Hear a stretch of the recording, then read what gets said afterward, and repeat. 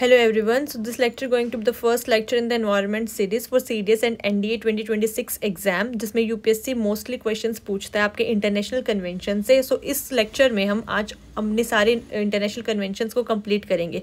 अब तक जितने भी आपने वीडियोस देखी होंगी ऑनलाइन प्लेटफॉर्म्स पे, उसमें कोई भी आपको एक कंसोलिडेटेड मैनर में नहीं पढ़ाता इंटरनेशनल कन्वेंशंस. तो आज हम इस तरीके से पूरा टेबुलर फॉर्म में Vienna convention, Montreal protocol, Brundtland report, IPCC, Rio summits कब कब कौन सी हुई, यूएनएफसीसीसी, यूएनसीबीडी, इन सब में क्या डिफरेंस है, इनकी कॉप कहाँ हुई है. जो आप सुनते रहते हो, हमने ग्लासगो में पंचामृत एक्सेप्ट किया था, फिर शर्म शेख में आपकी कॉप हुई थी, ये सब क्या है. एनेक्स, इनका हम एनेक्चर 1 कंट्रीज 2 3 ये सब पढ़ेंगे. ठीक है.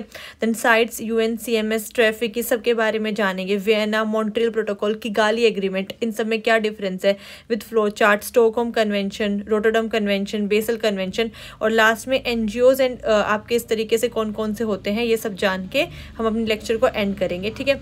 So show some support and love to this lecture. तो देखो, सबसे पहले आपके यूपीएससी ने जो क्वेश्चन पूछा था, अभी रिसेंट क्वेश्चन था ये 2025 में यूपीएससी ने पूछा है कि क्योटो प्रोटोकॉल जो है स्पेसिफिकली वो किस चीज़ से रिलेटेड है, जिसमें आपके 4 ऑप्शन दिए हैं: emission reduction, ozone layer depletion, chlorofluorocarbon, biodiversity management. अगर आपको अभी आंसर पता है क्वेश्चन 94 का, तो आप कमेंट सेक्शन में मेंशन कर सकते हैं. लेकिन अगर आपको नहीं पता है तो आप एक बार ये वीडियो देख लीजिए कंप्लीट. आपको इंटरनेशनल कन्वेंशन से बाहर कोई भी क्वेश्चन आता है किसी भी एग्जाम में, सो आई एम एश्योरिंग यू कि आपका वो इस वीडियो से बाहर नहीं जाएगा और आपको सारी एक टाइमलाइन की फॉर्म में समझ में आएंगी. सो इस क्वेश्चन को हम एक बार अपनी वीडियो कंप्लीट करने के बाद अटेम्प्ट करेंगे. मैंने सिर्फ एक ही क्वेश्चन का स्क्रीनशॉट लगाया है क्योंकि मेरे को सिर्फ ये दिखाना था कि यूपीएससी अभी रिसेंट 2025 का है. ठीक है. क्वेश्चन पूछता है, इससे पहले भी आप देख सकते हो हर साल इस वीडियो से आपको 2 से 3 क्वेश्चन मिल जाएंगे और उसमें इतनी कंफ्यूजन होती है क्योंकि हमें कोई भी एक वीडियो मिली ही नहीं है जो एक साथ समझा सके. ठीक है. सो आज की वीडियो हम स्टार्ट करते हैं. सबसे पहले हम देखेंगे टाइमलाइन को कंप्लीट स्टोरी की फॉर्म में. ये मैंने बताया हम वीडियो में कैसे कैसे प्रोसीड करेंगे. ठीक है. देन हम थीम वाइज सेग्रीगेटेड टॉपिक देखेंगे अपने, जैसे मैंने अभी आपको बताया था बेसल, रोटरडैम कन्वेंशन, ये सारे थीम वाइज हम देखेंगे. देन उसके बाद हम देखेंगे कि एनजीओ हमारे कौन कौन से, जैसे आपका IUCN है, WWF है, ये सारे, बर्ड लाइफ इंटरनेशनल है. ठीक है. उसके बाद हम देखेंगे जितने भी कन्वेंशन है अपनी कंसाइज मैनर के अंदर. ठीक है. सो अब स्टार्ट करते हैं. देखो, सबसे पहले हमारी जो स्टोरी है वो कैसे स्टार्ट हुई, कैसे ये सपना आया कि हमें इंडस्ट्रीज़ को पोल्यूशन को रिड्यूस करना चाहिए, हमें किस तरीके से पता चला. सो क्या हुआ, जब इंडस्ट्रियल रेवोल्यूशन हो रहा था, ठीक है, यूके में, यूएसए में, इस तरीके से, तो पोल्यूशन बहुत ज़्यादा इंक्रीज हो रहा था. तो उस टाइम किसी को कुछ नहीं पड़ी थी. ठीक है. सबको लगता था कि ठीक है पोल्यूशन होने दो. इनफैक्ट किसी को पता भी नहीं था कि पोल्यूशन क्या है, क्यों है. ठीक है.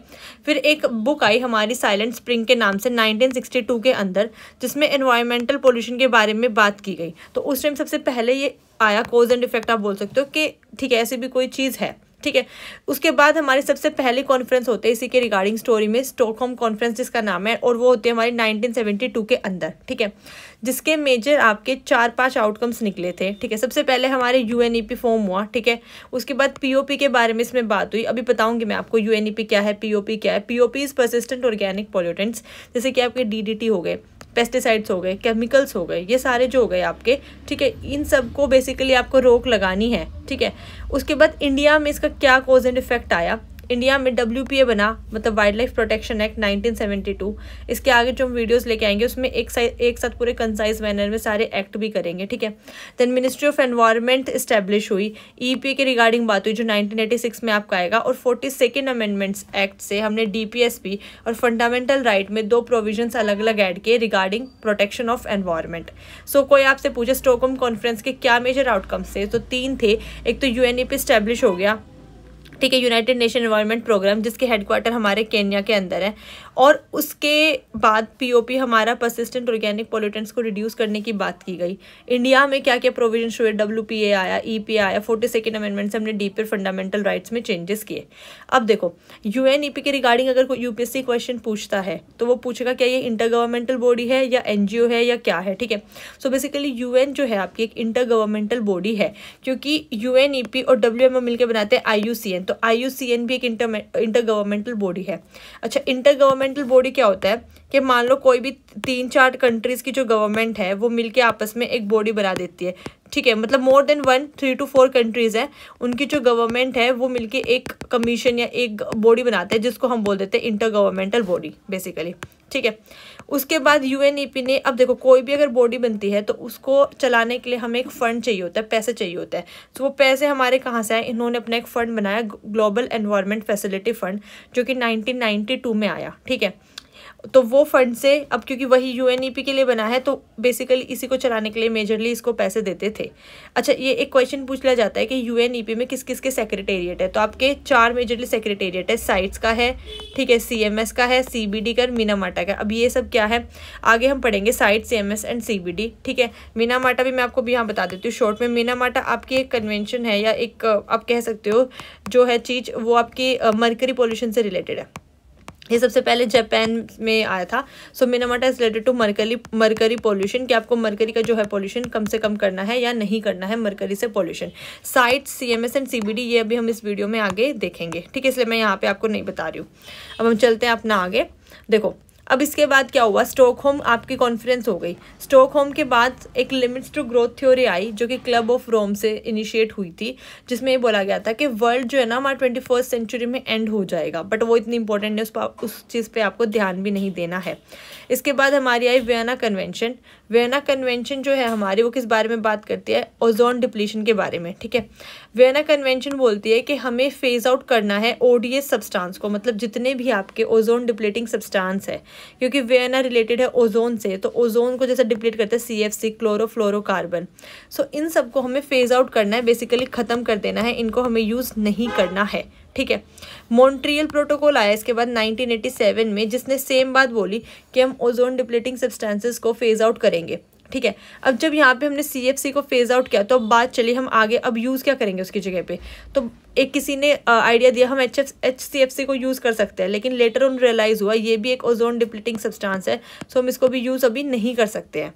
ठीक है, फिर उसके बाद 1987 में आपकी ब्रंटलैंड रिपोर्ट आई, जिसमें सस्टेनेबल डेवलपमेंट के बारे में फर्स्ट टाइम बात की गई कि सस्टेनेबल डेवलपमेंट का मतलब क्या है। ठीक है, और इससे हम क्या कर सकते हैं। सो सस्टेनेबल, बस एक तरीके से आप लगा सकते हो, ये एक जिक्र किया गया था कि सस्टेनेबल डेवलपमेंट को हम किस तरीके से फ्यूचर में यूज़ करेंगे। ठीक है, ऐसा कोई प्रोविजंस नहीं दिए गए, इसके गोल्स नहीं दिए गए, बस एक नाम, एक टर्मिनोलॉजी दे दी गई। ठीक है, इसके बाद आपका आईपीसीसी ने अपनी रिपोर्ट दी 1988 में। ठीक है, इंटर गवर्नमेंटल, हालांकि खुद की रिपोर्ट तो नहीं देता है, ये औरों की रिपोर्ट से लेके देन उसी को मॉडिफाई करके प्रेजेंट करते हैं। बेसिकली एक इंटर गवर्नमेंटल बॉडी है, जो कि इसके जो यूएनईपी और WMO जो इसके फाउंडर्स है, जिनसे ये मिलके बना है, वो खुद भी इंटर गवर्नमेंटल है। ठीक है, यूएनईपी एंड WMO, देखो हमने ऊपर देखा था ना, यूएनईपी एंड WMO खुद भी गवर्नमेंटल इंटर गवर्नमेंटल बॉडीज हैं। ठीक है, अब आते हैं फाइनली रियो समिट, जिसको हम अर्थ समिट भी बोलते हैं, 1992 में इसको हम अर्थ समिट बोलेंगे या यूएन कॉन्फ्रेंस ऑन एनवायरनमेंट बोलेंगे। अब तक हमने ये जो कुछ भी देखा है, इस सब में से आपको लर्न कुछ नहीं करना है, मैं बस एक स्टोरी की टाइमलाइन की फॉर्म में बता रही हूँ कि जब इंडस्ट्रियल रेवोल्यूशन हुआ और पोल्यूशन बढ़ना शुरू हुआ, उस टाइम पे किसी को नहीं पड़ी थी कितना पोल्यूशन मच रहा है, कितना गंद फैल रहा है। तो सबसे पहले एक कॉन्फ्रेंस की गई स्टॉकहोम में 1972 में, जिसके आउटकम्स निकले यूएनईपी, POP और एक फंड बना दिया गया जिसको हमने बोला ग्लोबल एनवायरनमेंट फैसिलिटी फंड। ठीक है, क्वेश्चन सीधा सीधा आएगा, GEF जो है किस कॉन्फ्रेंस के अंडर बना था, स्टॉकहोम कॉन्फ्रेंस के अंडर बना था 1992 में। ठीक है, उसके बाद इन लोगों ने वियना कन्वेंशन की, जिसमें नॉर्मल बात है कि हम ओजोन को डिप्लीट करेंगे, ODS CFC को हटा देंगे। मॉन्ट्रियल प्रोटोकॉल में फिर क्वेश्चन पूछेंगे कि मॉन्ट्रियल प्रोटोकॉल में किस सब्सटेंस को हटाने की बात की गई, HCFC को। CFC आएगा तो वियना, HCFC आएगा तो मॉन्ट्रियल। ठीक है, फिर आगे चले 1987 में तो एक ब्रंटलैंड रिपोर्ट आई, जिसमें सस्टेनेबल डेवलपमेंट की बात हुई सिर्फ पहली बार जिंदगी में। देन IPCC ने रिपोर्ट पब्लिश की, जो कि एक इंटर गवर्नमेंटल बॉडी है। उसके बाद फाइनली रियो समिट हुआ 1992 में। यहाँ पे कुछ मेजर स्टेप्स लिए जाएंगे, मेजर काम किए जाएंगे। ठीक है, अब देखो यहाँ पे मेजर क्या क्या काम किए गए, 5 चीज़ें हुई। सबसे पहले आपका ग्लोबल एनवायरनमेंट फैसिलिटी फंड बना, क्योंकि अब ये जो आगे बॉडीज़ आप पढ़ने जा रहे हो, UNFCCC, UNCBD एंड UNCCD, इन सबको चलाने के लिए पैसा भी तो चाहिए, तो वो कहाँ से आएगा। सो UNFCCC जो आपका क्लाइमेट चेंज से रिलेटेड बात करता है, UNCBD जो आपका CBD जो आपका बायोडाइवर्सिटी से रिलेटेड बात करता है, एंड UNCCD जो डेजर्टिफिकेशन से बात करता है रिलेटेड। इन सबको चलाने के लिए जो फंड आएगा वो आएगा global environment facility fund GEF से। और एक एजेंडा 21 आया, इसमें बस जो 2015 में फाइनल सस्टेनेबल डेवलपमेंट गोल्स दिए गए हैं वो उससे रिलेटेड बात की गई थी। ठीक है, तो अब हम आगे चलते हैं। देखो रियो हमारा हुआ 1992 में, exact after 10 years, that is Rio +2 2002 में दोबारा इन लोगों ने एक मीटिंग की, बट उसका कोई ऐसा आउटकम नहीं था, तो वो हमें लर्न नहीं करना। देन रियो +20 हुआ 2012 में। इसमें आपके एक पेज नाम के इन्होंने 4-5 बातें बताई थी, वो इतने इंपॉर्टेंट नहीं है तो वो लर्न नहीं करने, बस ये पूछे अगर पेज किस में आया था तो आपको याद रखना है कि रियो +20 में, ठीक है। और रियो हमारा कब हुआ था? 1992 में। अब जो हमने तीन चीज़ें बनाई है, UNFCCC, CBD एंड CCD, इनसे हम अलग अलग पढ़ते हैं और इनके मेजर कोप्स पढ़ेंगे एक फ्लो चार्ट की फॉर्म में, ताकि आपके दिमाग में वो एज इट इज़ बैठ जाए। देखो जो UNFCCC है वो लीगली बाइंडिंग नहीं है, वो खुद को नहीं बोलता है कि अगर किसी ने इसको साइन किया है तो उसको लीगली बाइंडिंग जो इसके प्रोविजंस हैं उनको मानना ही पड़ेगा, ठीक है। लेकिन अगर आपने इसके तहत कोई प्रोटोकॉल या कोई टारगेट सेट किया है, then that is legally binding. मतलब एक्चुअल में UNFCCC के जो भी प्रोविजंस है वो लीगली बाइंडिंग नहीं है, लेकिन अगर आपने कोई टारगेट सेट कर दिया, ठीक है, तो वो आपका लीगली बाइंडिंग हो जाएगा, ठीक है। COP में जहाँ यूज़ करूँगी इसका मतलब होता है कॉन्फ्रेंस ऑफ पार्टीज़, कि अब कितनी पार्टीज़ कहाँ किस किस साल में मिल रही हैं और वो कितने उनके आउटकम्स है। पार्टीज़ का यहाँ पे मतलब है बेसिकली कंट्रीज़, तो उन कंट्रीज़ की मिला के एक कॉन्फ्रेंस होती है एक साथ, तो उसको बोला गया है कॉन्फ्रेंस ऑफ पार्टीज़, ठीक है। सबसे पहले UNFCCC की जो कॉन्फ्रेंस है दैट इज COP3, उसमें आता है सबसे पहले क्योटो प्रोटोकॉल, जहाँ से आपकी UPSC ने क्वेश्चन किया था, ठीक है। क्योटो प्रोटोकॉल क्या है? आपका एक कार्बन ट्रेड मैकेनिज्म है। ये हमें बताता है कि हमें कार्बन का जो ट्रेड करना पड़ेगा, अब वो क्यों करना पड़ेगा, इसकी बैक स्टोरी क्या है। इसकी बैक स्टोरी ये है कि कुछ कंट्रीज़ है जो बहुत डेवलप्ड कंट्रीज़ है, जिनके पास जो है कार्बन, जिन्होंने बहुत कार्बन को एमिट करके पोल्यूशन बढ़ा दिया है ऑलरेडी, ठीक है, तो उनकी अब लिमिट नहीं है एक कि हम वो और ज़्यादा कार्बन को बेसिकली एनवायरनमेंट में रिलीज़ कर सके। सो एक मैकेनिज़्म बनाया गया कि कुछ कंट्रीज़ है जो डेवलपिंग कंट्रीज़ है, जो लीस्ट डेवलप्ड कंट्रीज़ है, ठीक है, वो उनके साथ ट्रेड कर लेंगी कार्बन का, ठीक है, उनको कार्बन जो है दे देंगे, और लीस्ट डेवलप कंट्रीज उसके बदले में इनको कार्बन क्रेडिट्स दे देंगे, ठीक है। बेसिकली बोला गया कि अगर ये कोई कंट्री 1 है, ये कंट्री 2 है, सो ये एक डेवलप्ड कंट्री, ये ऑलरेडी बहुत पोल्यूशन कर चुकी है और इसके पास कार्बन को रिलीज करने के चांसेस अभी बचे हैं, ठीक है। मान लो इसने 100 यूनिट कर दिया है, इसके अभी 50 ही यूनिट हुए हैं, सो कंट्री 2 के 50 यूनिट तो बच गए ना, सो ये 50 यूनिट्स इसको दे देगी। सो ये जो मैकेनिज्म हुआ और इसके बदले में इसको कार्बन क्रेडिट्स दिए जाएंगे, इसको बोला गया कार्बन क्रेडिट या कार्बन का ट्रेड कर लेना, ताकि ये और ज़्यादा पोल्यूशन कर सके, ठीक है, पोल्यूशन कर सके इन द सेंस टेक्नोलॉजी में एडवांसमेंट कर सके, क्योंकि इसके 50 यूनिट तो वैसे भी वेस्ट ही हो जाएंगे अगर वो यूज़ नहीं करेगी, क्योंकि इसके पास इतनी टेक्नोलॉजी है नहीं। But country 1 for example USA है, उसके पास टेक्नोलॉजी है, तो वो इसके 50 यूनिट परचेज करके और ज़्यादा कर सकती है एमिट, मतलब रिलीज कर सकती है, ठीक है। सो इस पूरे मैकेनिज्म को बोला गया carbon clean development mechanism, that is CDM, ठीक है, ताकि हम अपनी ग्रीन हाउस गैसेज है इन सबको रिड्यूस कर सके और कंट्री टू कंट्री में ट्रेड कर ले। नेक्स्ट हमारी दिल्ली में होती है COP8, ठीक है, ये इतनी इंपॉर्टेंट नहीं है बट जस्ट दिल्ली में हुई थी NCR रीजन में, इसलिए मैंने बता दिया। देन COP11 जिसमें हमारा आया मॉन्ट्रियल हमें इसमें बेसिकली बोला गया जो क्योटो प्रोटोकॉल थे उसको रेटिफाई कर दिया गया और इसमें CMP बना, CMP is conference of management of parties, so first CMP हुआ था, इसलिए मॉन्ट्रियल थोड़ा सा इंपॉर्टेंट हो जाता है और इसमें क्योटो प्रोटोकॉल वाली कंट्रीज ने उसको रेटिफाई कर दिया था, ठीक है। देन फिर हमारा आता है पेरिस एग्रीमेंट में NDC जितनी भी कंट्रीज थी हमारी, ठीक है, उन सब ने मिलकर डिसाइड किया कि हम अपने अपने नेशनल डेवलपमेंट कंट्रीब्यूशन में अपने अपने टारगेट्स देंगे, ठीक है, जो इंडिया ने ग्लासगो में दिए थे, ठीक है, नेशनल डिटरमाइंड कंट्रीब्यूशन टारगेट्स देंगे हम अपने NDC, ठीक है। सो वो हर कंट्री अपना अपना डिसाइड करेगी, बट ये बात आई थी पेरिस एग्रीमेंट में NDCs को देने की। साथ में बात किया जो हमारा ग्लोबल टेम्परेचर है उसको हम कोशिश करेंगे कि 1.5 डिग्री सेल्सियस से 1.5 डिग्री सेल्सियस से कम ही रख पाए, ठीक है। नेक्स्ट हमारा आता है COP26 जो हमारा हुआ ग्लासगो में, ग्लासगो समिट में। इसमें इंडिया ने अपने NDC दिए जिनकी हम बात करते रहते हैं, पंचामृत जो 2050 तक हमें अचीव करने हैं, ठीक है। अभी वो न्यूज़ इतनी रेलेवेंट नहीं रही है कि पंचामृत में क्या क्या 5 पॉइंट थे, बट आपको बस पता होना चाहिए कि इंडिया ने अपने कब दिए थे और हमें 2050 तक उनको अकम्प्लिश करना है। देन COP27 आई जो हमारी इजिप्ट में हुई एंड COP28 2023 की दुबई में हुई थी। COP29 हुई है अभी आपकी बाकू में 2024 अजरबैजान में, जिसमें हमने न्यू फाइनेंस गोल दिए और ट्रिपल करने को बोला फाइनेंस को, जो डेवलपिंग कंट्रीज को देने वाले थे पहले $100 बिलियन, अब वो $300 बिलियन देंगे टू रिड्यूस द पोल्यूशन, ताकि हम लोग जो डेवलपिंग कंट्रीज है वो भी अपनी टेक्नोलॉजी को एडवांस बना सकें और वो एडवांस कैसे बनेगा, जब हमारे पास फंड होगा और उसकी वजह से पोल्यूशन कम होगा। COP30 आपकी होगी अभी आई थिंक नवंबर में होगी ब्राज़ील में, ठीक है। तो अब हम आगे चलते हैं, आप इसका स्क्रीनशॉट लेना चाहो तो ले सकते हो। इसके बाद आता है क्लासिफिकेशन ऑफ पार्टीज, हमने कैसे कैसे क्लासिफाई किया है, क्योंकि ये जितनी भी कंट्रीज है इन सब की कुछ कॉमन बट डिफरेंशिएटेड रिस्पॉन्सिबिलिटीज़ हैं, ठीक है। Annex 1, Annex 2 and non annex countries में हमने क्लासीफाई किया है। देखो जो एनेक्स कंट्रीज़ होती हैं, Annex 1 कंट्रीज़, उसमें सारी आपकी इंडस्ट्रियलाइज्ड कंट्रीज़ आती है, या इकोनॉमीज इन ट्रांजिशन भी इनको कह सकते हो आप, ठीक है, जिनकी अभी इकोनॉमी जो है कम्प्लीटली स्टेबल नहीं हुई है बट वो ट्रांजिशन मोड पे है, ठीक है। Annex 2 में आपकी डेवलप्ड कंट्रीज़ आएंगी सारी की सारी, OECD countries, oil development gulf countries हो गई आपकी, ठीक है। और नॉन एनेक्स में आएंगे आपकी डेवलपिंग कंट्रीज़ जैसे कि इंडिया है, इस तरीके से। सो इसमें Annex 1 में इंडस्ट्रियलाइज्ड कंट्रीज़ आ जाएंगी, Annex 2 में आपकी ऑयल डेवलप्ड कंट्रीज़ आ जाएंगी, और नॉन एनेक्स में आपकी डेवलपिंग कंट्रीज़ आ रही है। हमने ये 3 तरीके से क्लासीफाई कर दिया कंट्रीज़ के बेसिस पे। अब इसमें एक फ़ंड होता है जिसको हम बोलते हैं ग्लोबल एनवायरनमेंट फैसिलिटी फ़ंड, जो हमने 1992 में इस्टेब्लिश किया था, ठीक है। ये किस किस की हेल्प से हुआ था, वर्ल्ड बैंक, UNDP और UNEP ने मिलकर इस्टेब्लिश किया था। ये रटना नहीं है, बस देख सकते हो आप। लेकिन अब ये फंड किस काम का है, ये किस किस को क्या क्या देगा, ठीक है, क्योंकि अब ये फंड इस्टेब्लिश किया तो उसका कुछ काम भी तो होगा। सो इसका काम है, ये UNFCCC को पैसे देगा, UNFCCC को देगा, UNCBD को देगा, स्टॉकहोम कन्वेंशन को देगा, मिनामाटा कन्वेंशन को देगा, UN क्लोज को देगा और मार्वोल को देगा, ठीक है। बेसिकली इन सबको ये पैसे देगा। तो ये तीनों तो आपको लर्न रखने ही है, क्योंकि इन्हीं के थ्रू तो वो इस्टेब्लिश हुआ था। अभी हमने देखा था ना ऊपर यहाँ पे, कहाँ गया, हाँ ये रहा, ठीक है। ये देखो, तो ये इनके साथ इस्टेब्लिश हुआ, तो इन तीनों को तो देगा ही देगा, लेकिन इसके अलावा बाकी ये 4 को भी देगा, तो आपको ये भी याद रखना है। अब आते हैं सेकंड वाले पे, UNCBD पे। UNCBD क्या है, बेसिकली UN की जो आपकी यूनाइटेड नेशन की कन्वेंशन है for biodiversity to protect and preserve the biodiversity.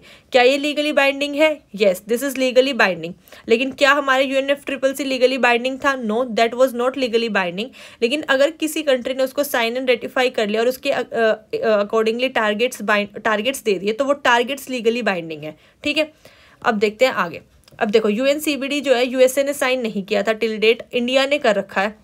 US से साइन इसलिए नहीं करता है क्योंकि अभी वो जितना चाहे बायोडाइवर्सिटी को एक्सप्लॉइट कर सकता है, लेकिन अगर वो एक ट्रीटी के तहत में आ गया, ठीक है, तो उसको वहाँ पे आफ्टर अ सर्टेन लिमिट रुकना पड़ेगा, रोक लगानी पड़ेगी, क्योंकि उसके अगर वो क्योंकि वो लीगली बाइंडिंग है, तो उसके प्रोविजंस के अकॉर्डिंग कोई भी आपको पैक्ट ये तो नहीं कहेगा ना आप जितना मर्जी बायोडाइवर्सिटी को एक्सप्लॉइट कर लो। सो US से जो है ना बहुत कैपिटलिस्ट कंट्री है, तो उनकी सोच भी वैसी ही है, वो चाहते हैं हम जितना ज़्यादा एक्सप्लॉइट करके नेचुरल रिसोर्सेज को पैसा बना सके हम बनाए, इसलिए वो इस तरीके की ट्रीटीज़ को आप देखना बहुत रेयरली ही साइन करता है, ठीक है। इसके गोल्स क्या क्या है? टू कंजर्व या कंजर्वेशन ऑफ बायोडाइवर्सिटी, फेयर और इक्विटेबल आपका शेयरिंग होना चाहिए रिसोर्सेज का, ठीक है, और शेयरिंग ऑफ जेनेटिक रिसोर्सेज, वही बोला गया है कि इक्वल शेयरिंग होनी चाहिए आपकी रिसोर्सेज की अमंग ऑल पीपल, ठीक है। इसकी मेजर हमें 3 कॉन्फ्रेंस ऑफ पार्टीज देखनी है, 3 मीटिंग्स देखनी है डिफरेंट कंट्रीज की। सबसे पहले होते हैं COP5 जिसको हम कार्टेजिना प्रोटोकॉल के नाम से भी जानते हैं। सेकेंड इज आपकी COP10 जो कि आपकी नगोया प्रोटोकॉल है, एंड देन COP16 जो कोलंबिया में भी रिसेंटली हुई है। सो जो कार्टेजिना प्रोटोकॉल है उसमें आपकी बात की गई है LMOs के बारे में, that is living modified organism. अब ये क्या होते हैं आपके, ये रिगार्डिंग बात करते हैं बायोसेफ्टी की, मतलब कि कोई भी ऑर्गेनिज्म जो कि LMO है, जो कि आपको ट्रेड करना है, वो लिविंग है, उसमें आपने मॉडिफिकेशन कर दिया जेनेटिकली, ठीक है। मॉडिफिकेशन कैसे होगी? जेनेटिकली होगी, और अगर आप उसमें ट्रेड कर रहे हो तो कार्टेजिना प्रोटोकॉल के प्रोविजंस को फॉलो करते हुए आप ट्रेड करोगे। So this is genetic modification, LMO living modified organism की, ठीक है। COP10 में बात की गई नगोया प्रोटोकॉल की, इसमें बोला गया है कि अगर फॉर एग्जाम्पल कोई ट्राइब थी, ठीक है, अब वो इंडिया में रह रही थी पिछले 500 सालों से, और उसके पास कोई एक स्पेशल नॉलेज थी regarding cure of any disease, ठीक है, तो उसने वो जो नॉलेज है वो इंटरनेशनल प्लेटफॉर्म पे शेयर की। तो ऐसा नहीं हो सकता आपने उनकी नॉलेज ले ली, लेकिन जब कल को आपने उस नॉलेज को यूज़ करके कोई मेडिसिन बनाई तो आपने उनको पूछा तक नहीं, आपने उनको बेनिफिट ही नहीं दिया उस चीज़ का, क्योंकि एक्चुअल में तो आपको नॉलेज उस पर्टिकुलर ट्राइब से मिली है ना। सो यहाँ पे बात की गई है इक्विटेबल शेयरिंग ऑफ बेनिफिट, तो वो जो भी बेनिफिट है आपको उस ट्राइब के साथ शेयर करना पड़ेगा, ठीक है।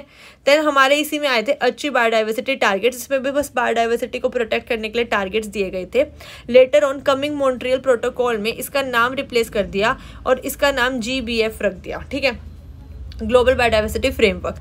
बस वन नाम रिप्लेस कर दिया कि पहले नाम ए था, अब उसका नाम हमने ए डैश कर दिया। यहाँ पे भी वही बायोडाइवर्सिटी को बचाने के लिए टारगेट्स दिए गए थे, यहाँ पे भी वही सेम टारगेट्स हैं। लेकिन वो पूछेगा कि अच्छी बायोडाइवर्सिटी टारगेट्स कब आए थे, तो आपको बोलना है COP10 that is Nagoya protocol के अंदर। लेकिन अगर वो बोले कि आपके GBF ग्लोबल बायोडाइवर्सिटी फ्रेमवर्क कब बना था, तो कमिंग मॉन्ट्रियल प्रोटोकॉल के अंदर। ठीक है, अब आते हैं COP16 जो कोलंबिया में हुई है रिसेंटली 2024 में। इसमें NBSAP वही आपके नेशनल बायोडाइवर्सिटी को प्रोटेक्ट करने के लिए स्ट्रेटेजी एंड एक्शन प्लान के बारे में बात की गई थी, तो कुछ खास नहीं था, इसलिए मैंने इसके प्रोविजंस अलग से मेंशन नहीं किए हैं। देन बायोडाइवर्सिटी और कुछ अदर इंटरनेशनल कन्वेंशंस है जो आपको पता होने चाहिए, ये मोस्टली आप एग्जाम्स में देखते रहते हो। सबसे इंपॉर्टेंट है फर्स्ट वाली साइट्स जो कि वॉशिंगटन कन्वेंशन नाम से जानी जाती है। ठीक है, ये एक इंटर गवर्नमेंटल बॉडी है क्योंकि UNEP ने इस्टेब्लिश किया था 1973 में। इसके जितने भी प्रोविजंस हैं वो लीगली बाइंडिंग है और इसमें 3 लिस्ट है, appendix 1, appendix 2 and appendix 3।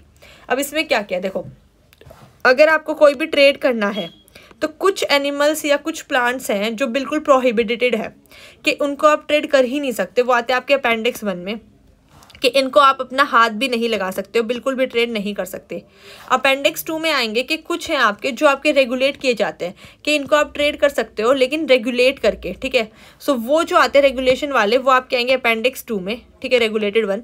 And appendix 3 में आप क्या आते हैं कि with the permission of the other country या with the agreement with the other country, कि अगर ये कंट्री 1 है, ये कंट्री 2 है, तो इसके साथ पहले आप एग्रीमेंट करो, इसको बता दो कि हम ये ए नाम का सब्सटेंस आपके साथ ट्रेड कर रहे हैं और ये हजार्डस है, हार्मफुल है आपकी कंट्री के लिए, वहाँ के वाटर बॉडीज़ के लिए। सो वो अग्रीमेंट साइन होने के बाद आप ट्रेड कर सकते हो, है ना।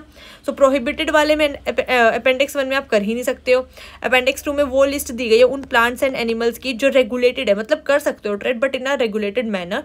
एंड अपेंडिक्स 3 में आपको पहले एग्रीमेंट करना पड़ेगा तभी ट्रेड कर पाओगे। देन आपका आता है UNCMS, ये बेसिकली बॉर्न कन्वेंशन से रिलेटेड है। इसमें माइग्रेटरी जितनी भी स्पीशीज़ आपकी बर्ड्स एनिमल्स की, एक्वेटिक एनिमल्स की, वो आती है इसमें। ये भी इंटर गवर्नमेंटल है, ठीक है, क्योंकि UNEP ने इस्टेब्लिश किया था, इंडिया ने साइन किया है, इसका मेंबर है।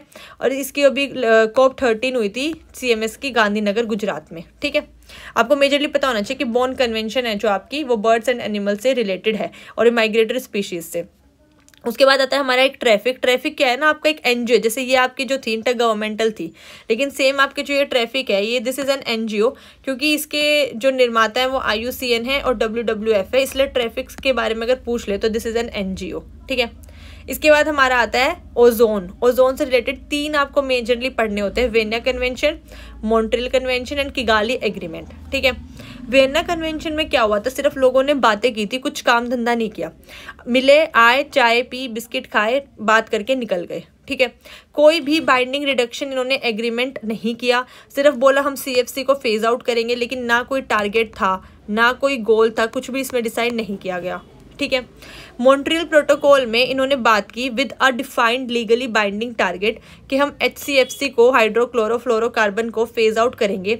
And this is the only treaty और प्रोटोकॉल जिसको हमने यूनिवर्सली रेटिफाई किया है ऑलमोस्ट ऑल मेजर कंट्रीज ने। ठीक है, ये लीगली बाइंडिंग भी थी। ठीक है, किगाली एग्रीमेंट भी आपका लीगली बाइंडिंग था और इन्होंने बोला हम स्लोली फेज आउट करेंगे। ठीक है, और HFC को जो है हम वो कर देंगे, फेज आउट कर देंगे।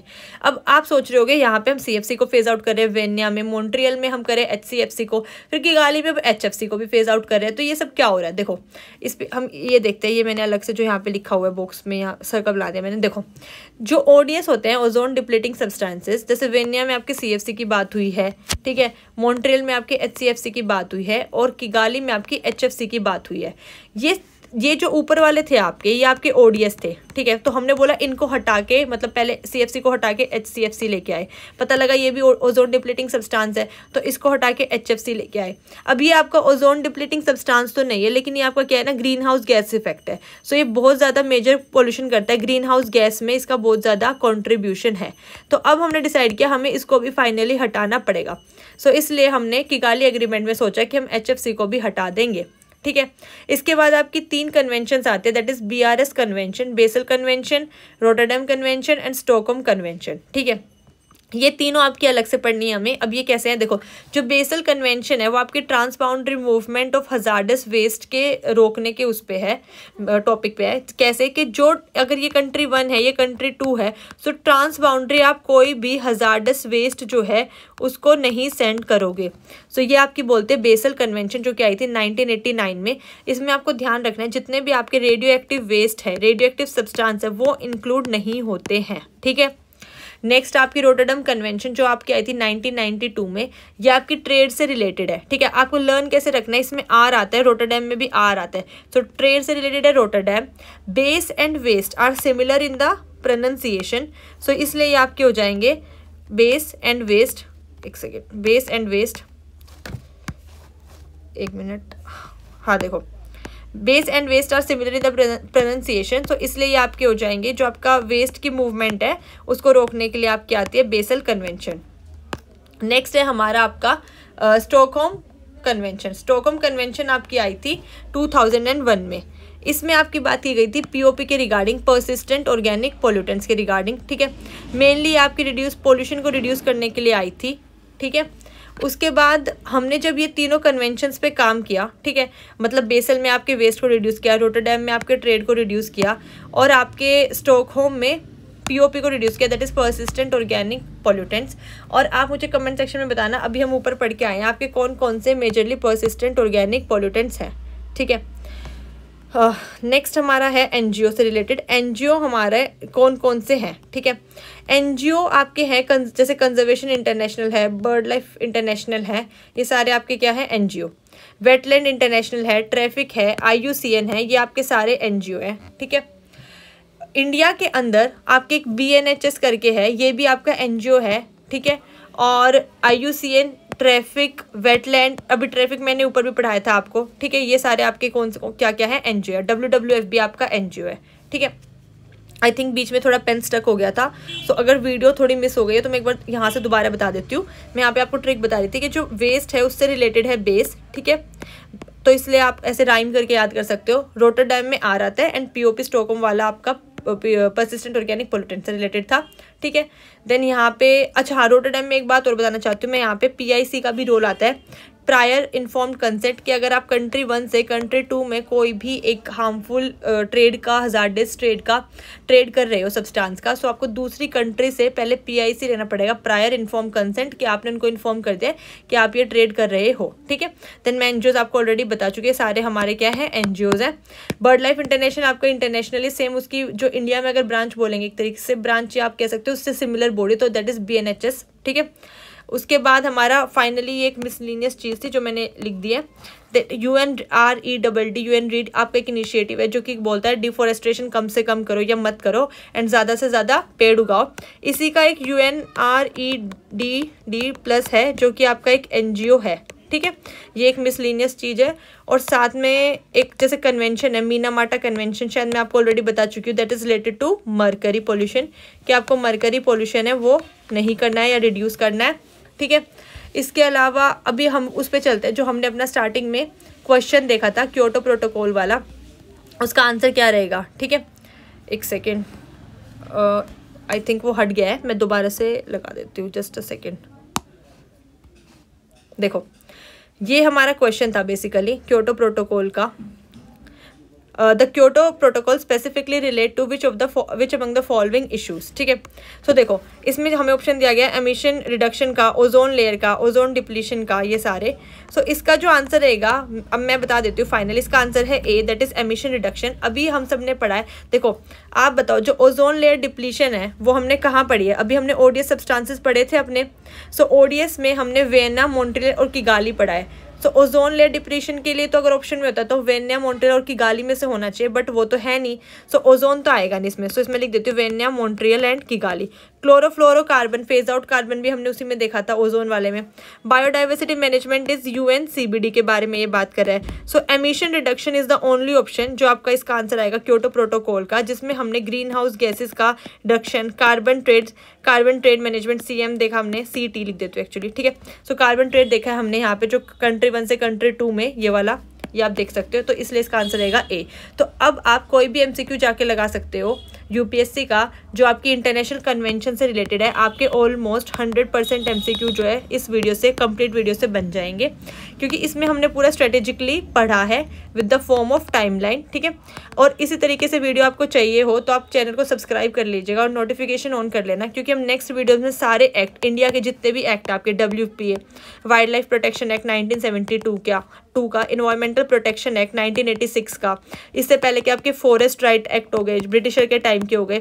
यूपीएससी हमेशा इनसे क्वेश्चन पूछता है, मुझे स्क्रीनशॉट लगाने की जरूरत नहीं है, आप खुद एमसीक्यू सॉल्व करके देख सकते हैं। तो आपको वीडियो पसंद आई हो तो please like, share and subscribe the channel. Thank you so much. जय हिंद।